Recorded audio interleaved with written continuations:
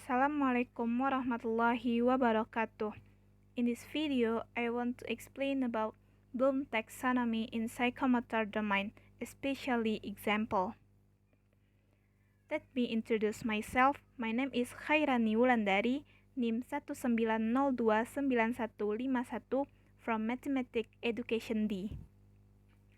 Example of Bloom taxonomy in the psychomotor domain. First, perception, P1.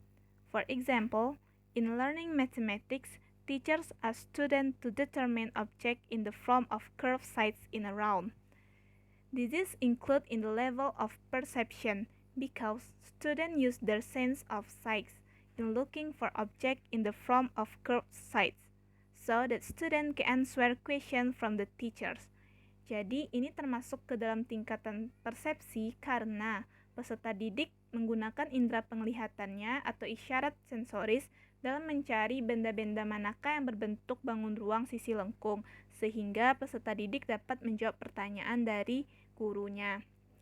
Next, readiness, P2. For example, before starting to learn mathematics about 3 dimensions, students prepare a rule, arts, and Jangka to study the material. This is included in the level of readiness because students prepare themselves to learn material by bringing the right equipment with the material to be studied.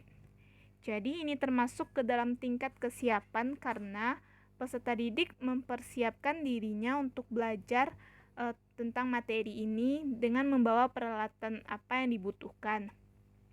Next, guide response, P3. For example, in learning material about curved side shapes, students follow the teacher's way of using a Jangka to draw the shape of the space. This is included in the level of guide response because students make move according to direction of the teachers. Jadi ini termasuk ke dalam tingkat gerakan terbimbing karena peserta didik melakukan gerakannya itu sesuai dengan arahan dari pendidik. Next, mechanical response, P4. For example, at the time of learning, when given a question about geometry of space, students can already use an arc to measure the angle of the plane in question. This is included in the level of mechanical response because students can already use the arts without having to be guided by the teachers again. Jadi ini termasuk ke dalam tingkat gerakan yang terbiasa atau mechanical response karena peserta didik sudah bisa menggunakan busur atau jangka tanpa harus dibimbing oleh pendidik lagi, walaupun masih ada kemungkinan terjadinya kesalahan. Next, complex over response, P4. For example, when teachers give practice question about space geometry, students are already proficient in using arcs and Jangka to answer the question given quickly and precisely. This is included in the complex movement level because at this level, students are already proficient in using arcs and Jangka so that they can answer quickly and precisely. Jadi ini termasuk ke dalam tingkat gerakan yang kompleks karena pada tingkatan ini peserta didik sudah mulai mahir dalam menggunakan busur atau jangka sehingga dapat menjawab pertanyaan dengan cepat dan tepat. Next, adaptation, P6. For example, students are given a paper, then asked to vary the paper into several plane figures.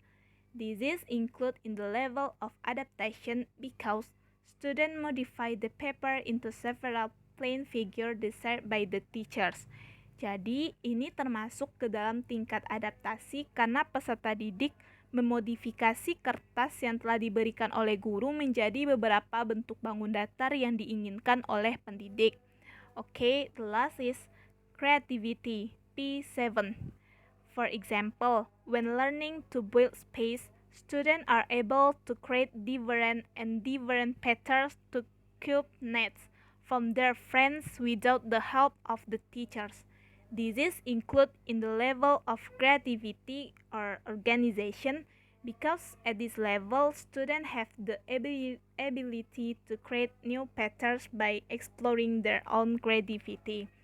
Jadi, ini termasuk ke dalam tingkat kreativitas atau organization karena pada tingkatan ini peserta didik memiliki kemampuan untuk menciptakan pola baru dengan mengeksplorasi kreativitas dirinya sendiri. Thank you for attention. Sorry for mistake. Wassalamualaikum warahmatullahi wabarakatuh.